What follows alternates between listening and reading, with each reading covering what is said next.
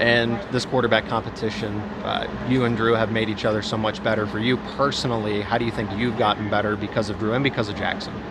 Yeah, I think anytime you have a talented room, it's only going to make everybody in it better. It's iron sharpens iron. So if something that I need to work on, is one of their strengths, it only makes you want to get better in that area, and it's just the way the game goes.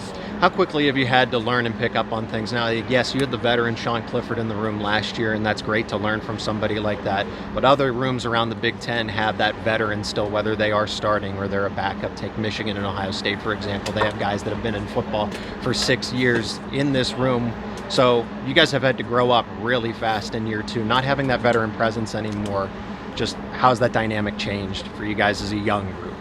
Yeah, I think it's good for us. I think, we felt it a little bit in January when we showed up and Sean wasn't there anymore. But ever since then, I think we've done a great job, stepping into that leadership role. It was very important for us to do that because at the quarterback position, you have to have a leadership role in the team. So I think kind of having to grow up early and prematurely, if you would say, has helped us.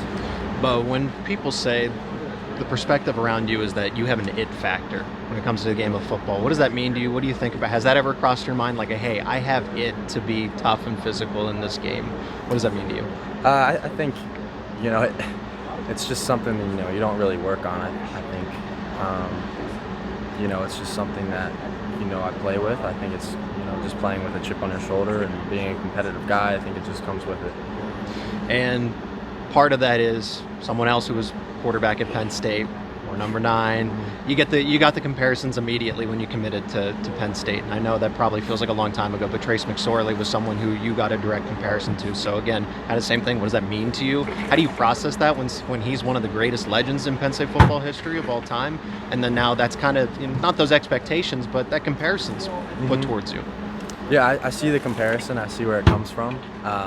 Obviously, he's a great player, so to be compared to him is, very flattering. But at the same time, he's, all I remember from him was wins. He won every game that he played, it seems like. So to be compared to him is a good thing, and I hope to, keep, the biggest stat, which is a W, going. Have you had any conversations with him before? Is there anything that you want to pull from his game that you've tried to pull from his game so that you can emulate it in yours? I've actually never met Trace. Hopefully, in the near future we will. Yeah. But no, I grew up watching Trace McSorley. I never tried to be like him. I'm always just trying to be, myself and true to myself. So. Coach Franklin, Coach Hirsch say, despite the quarterback competition, there is a plan to get you on the football field in a variety of ways. For you, a lot of hard work's gone into that. But how do you see yourself being, Tommy Stevens, Will Levis did it in a way, like where they were in these kind of run-type packages, and Trace McSorley too, but they got into what was called the lion position. How do you see yourself being in the lion position as part of the offense, whether you're the starter or quarterback number 2? Yeah, well, Coach Yurcich and Coach Franklin are going to have their game plan each week, and whatever that may be, I'm ready for whatever that is to help the team win. But in the end, you got to focus on yourself. It's a long camp and take it day by day. Okay, and then just extending that to Smolik as well. What have you seen from him so far? I think Jackson's done a great job. I think coming in mid-year for him was big. Learning the playbook in the spring and getting a spring ball under his belt was very important. Coming into fall camp, and I think he looks more comfortable, not just with the playbook but with his teammates as well.